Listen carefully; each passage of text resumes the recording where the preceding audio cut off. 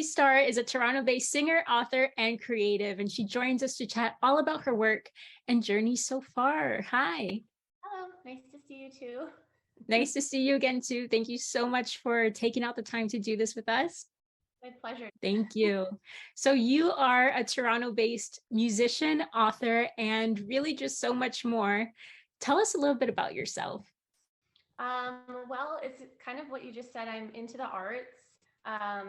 Professionally, I'm an educator, but into the arts, and I have been forever. So I've been in bands. I was in my first band for 3 years. We performed, we recorded an album.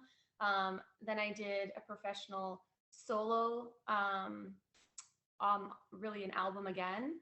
I was managed by Zach Werner from Canadian Idol. I was with Sanderson Taylor. He represents like Bryan Adams, Nelly Furtado.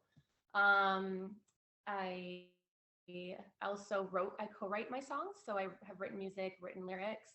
I perform, those are all in English, but I also perform in Greek. So I once actually sang on Nana Mouskouri's gala here in Toronto. I sang her happy birthday.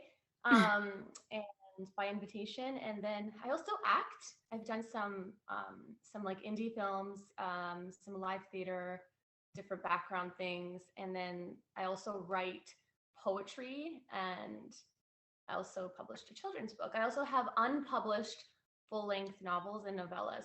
So anything creative, that's me. I love to decorate. I like to cook, bake, and all that. Anything that's I'm creating, that's me. But right now I'm more so I'm focusing in on writing and music.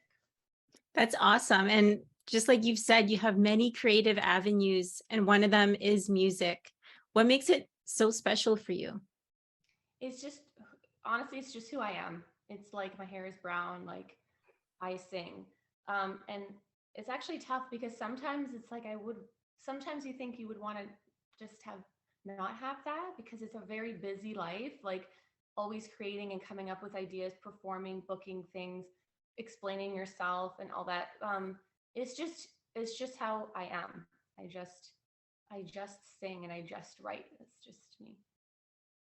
And there is a moment that you mentioned before that I really want to talk about. Of course, as you mentioned before, you sang happy birthday to the legendary Nana Mouskouri. So how did that happen? And just what was going through your mind singing to such a legendary singer?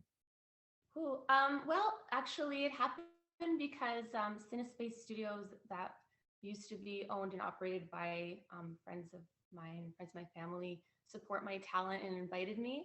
And so I guess they needed somebody to come on and sing to her as like the cake came out. And I would say I don't get nervous except for this interview. You could tell I'm totally nervous, but I was like kind of like tiptoeing toward her and stepping back.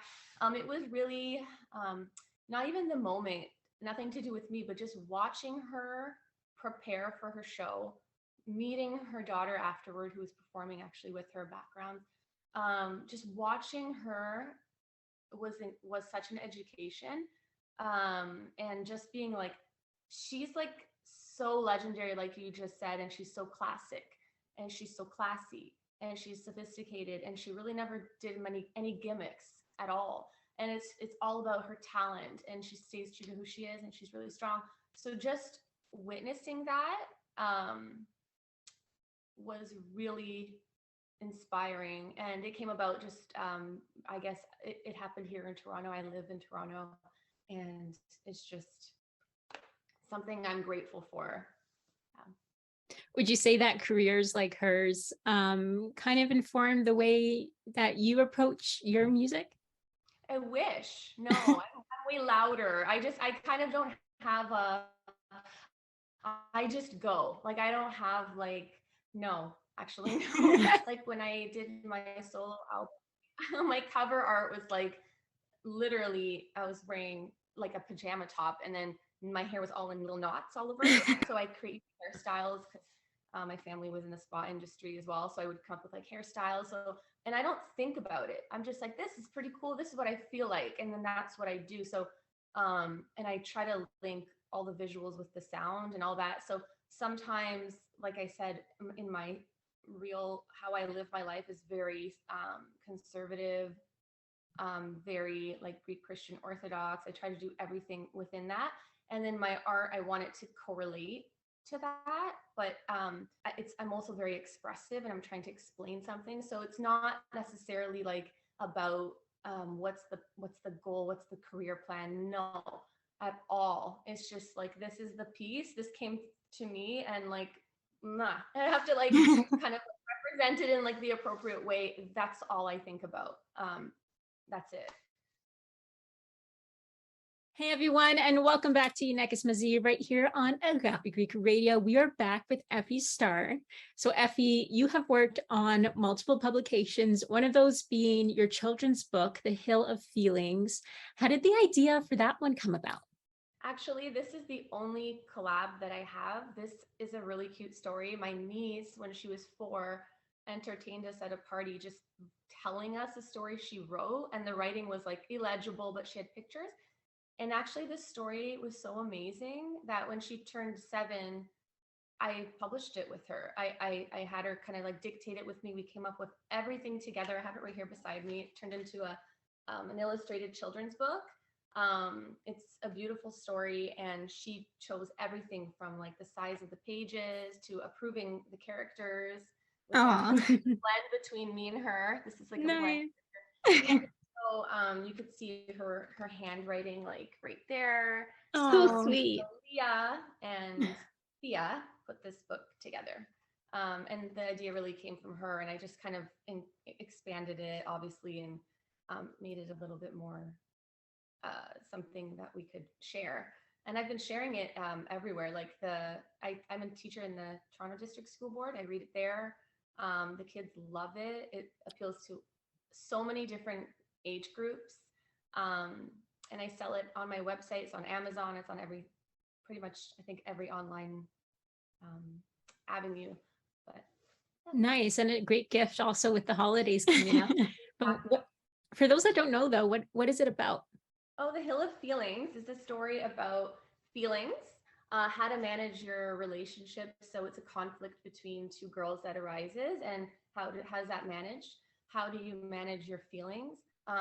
There's I don't want to give it away, but there's just an amazing concept behind it with how the environment changes from the one girl's perspective as her feelings change, and it gets kids to understand their feelings and what's appropriate and what's like a healthy expression, and what's what to do about when your feelings change and how to manage them. So that's why it really is an educational tool that's been really useful. But I don't want to give it away, but it has such a cool little secret inside. Oh, that's fantastic. And one thing about you is you have many different interests. So do you ever see yourself doing just one thing? I consider it all to be one thing. I used to call myself an expressionist. So I consider it all to be expression.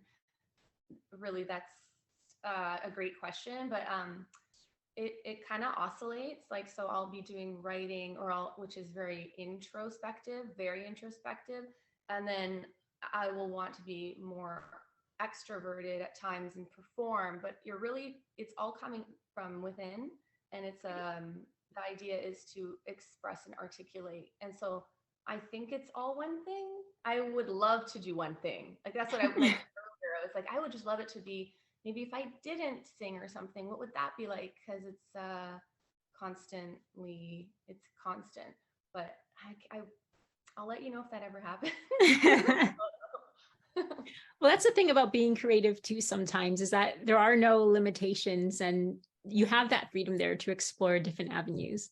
Yeah, exactly. And I think people that are creative as well, I really encourage them to just try. I don't think there should be limits on one's own talent, and never wait for the perfect moment to release anything. Always just go. That's all I can say. I like that. It's great advice. And as someone who is involved in the Greek community, what makes Toronto such a great place for Greek creatives? I love Toronto. I was born and raised here. I have traveled. I love other cities as well. We have such a strong cultural emphasis here within the Greek community. We're so many We have so many opportunities to express our talents. We have, as you know, we have so many artists coming in from Greece, even encouraging us, and it really is a really social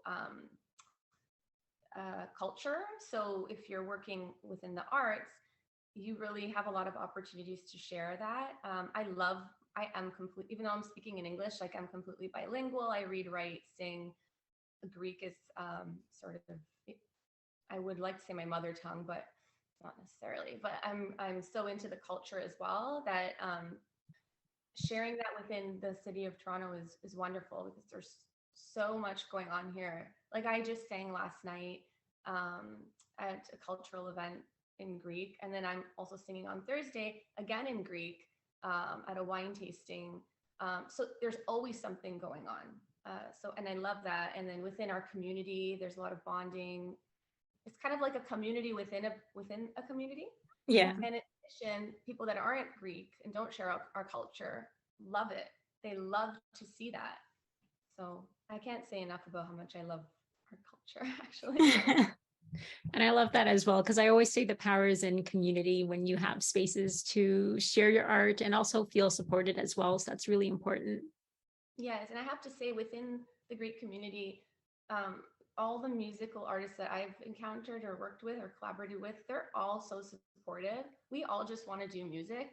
I haven't once had any bad experience that I can relate at all. So again, if anyone's like intimidated, just come out and just sort of try it. I find it to be a really nice community of artists. So what's next for you? Okay, so I'm putting actually that one album that I actually got an international record deal offer with that one album, which was the solo album. We never released it because I actually ended up in a car accident shortly thereafter. But it was published but never released.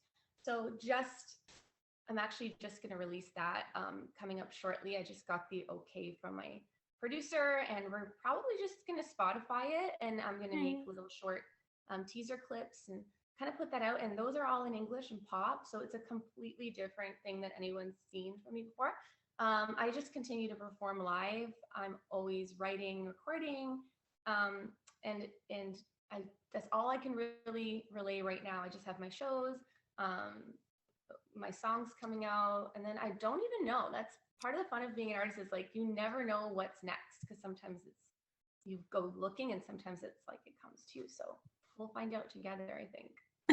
For sure. And we're looking forward to the album. Thank you so much for taking the time out to chat. Thank you so much for having me. Thank you. And to keep up with Effie, be sure to follow her on social. That's at Effie Star.